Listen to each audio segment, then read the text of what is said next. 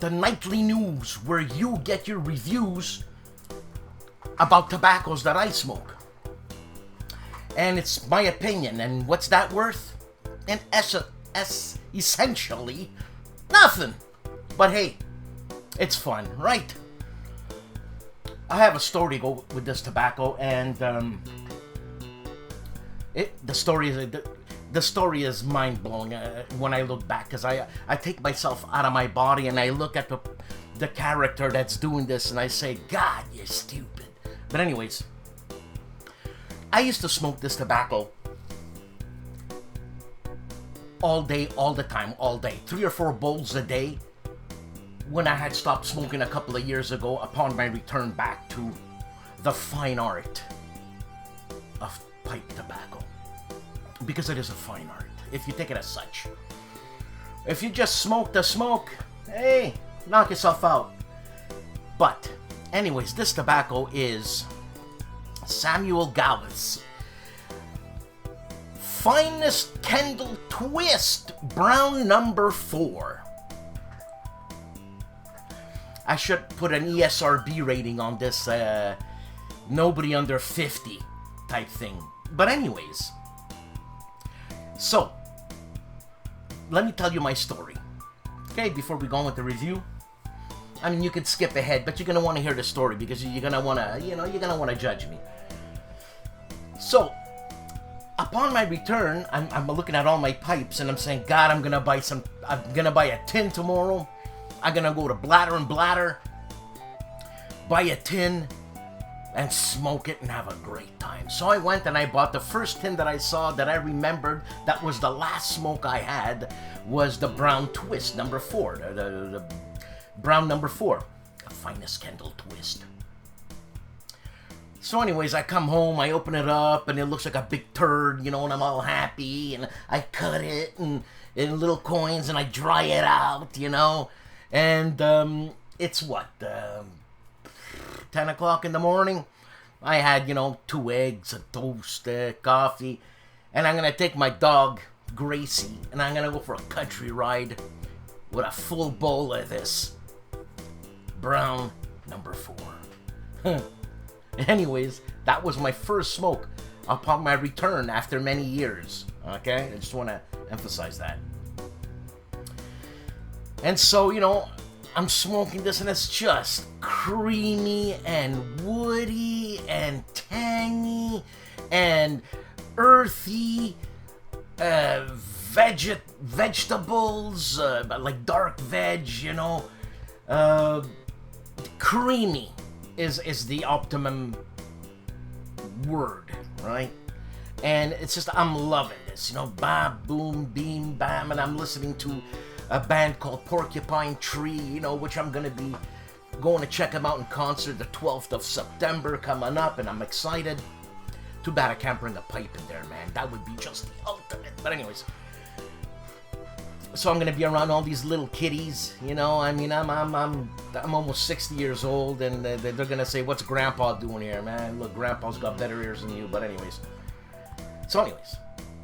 I'm smoking, I'm just enjoying it, and it's a nice sunny day, man. It's fresh sunny day, and I'm smoking. I had parked my car, and I'm looking at the fields and the woodpeckers and all that. So I'll start heading back home. The bowl's almost finished. So I'm heading back home. Thank God. As soon as I get into my driveway, stop the car, I start feeling something. And I'm not feeling good. And I'm not feeling good fast. All of a sudden, it's like, oh my God, I'm nauseous. My head is spinning, but I'm talking about big time spinning, like labyrinthitis type spinning. Oh my God, I opened the door, I puked my brains out. I'm crawling to my wife who's looking at me like I'm a moron. I'm really crawling on the floor, on the asphalt. The neighbors are looking at me, what the hell is going on? Because I'm just like, it's coming out of my nose. It's like, oh my God, help me, Jesus Christ. What the hell is going on? I crawled, seriously and figuratively, I crawled to bed. And I just looked like, I was like, and I had slobber all over me. And I woke up like 3.5 hours later.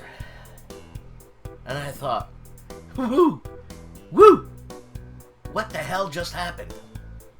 So my wife was kind of not happy that I picked up the pipe again, and she had reason to say, is this what you want?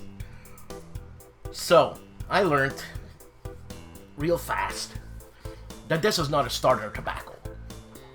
This is not a intermediate tobacco. This is an advanced, grognard, grognard, old fart, women or men. I'm just going to use the masculine here just to say, because that's what comes out of my mouth right away. Old farts, seasoned smokers.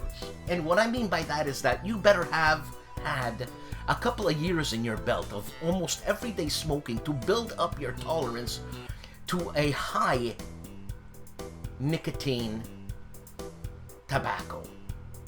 Right? But besides, it was one of my favorite tobaccos. And I'm gonna attempt it again because it's been 2 years now. And I smoke about 5 bowls a day, so I should be good. And a disclaimer here, eat before. This is not your morning smoke, no. Okay? This is your last smoke of the evening. Don't smoke it in the sun. Don't drink a lot of booze. Have a beer or two at the most. And do stuff like that, This tobacco, you have to prepare it. You gotta let it dry just a little bit. Some people say don't dry it all the way, and I'll tell you something.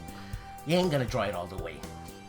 Trust me, okay? Unless you put it in an oven and heat it up, remove the whatever's humid in it, water. Okay, so you cut it in little coins. Don't make the coins too thick. Rub it out. Let it dry an hour, okay? Some people let it dry for a day. And these people are master pipesmen from that society in France. I'm going to be making a video about that. La Société de Saint-Claude, les pipeurs de Saint-Claude, or something like that. So this tobacco is creamy, okay? Sweet creamy, earthy, to say the least. It's